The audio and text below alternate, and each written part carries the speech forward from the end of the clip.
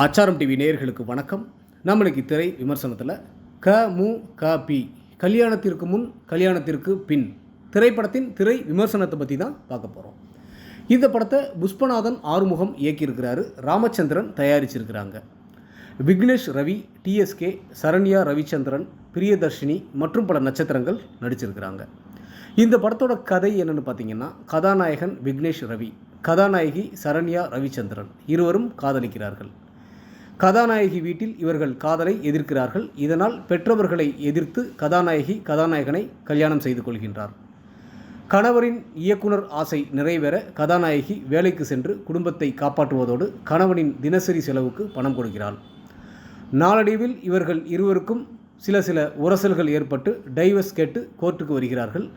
இருவரும் டைவர்ஸ் வாங்கி கொண்டு பிரிந்தார்களா இல்லையா, கதாநாயகனின் இயக்குனர் ஆசை நிறைவேறியதா இல்லையா என்பதே இந்த படத்தின் மீத கதை. விக்னேஷ் ரவி, திருச்சி சரவணகுமார், சரண்யா ரவிச்சந்திரன், பிரியதர்ஷினி ஆகியோர் கொடுத்த கதாபாத்திரத்தை சிறப்பாக செய்துள்ளார்கள். ஜிஎம் குமாரின் ஒளிப்பதிவு படத்திற்கு பெரிய பலம்.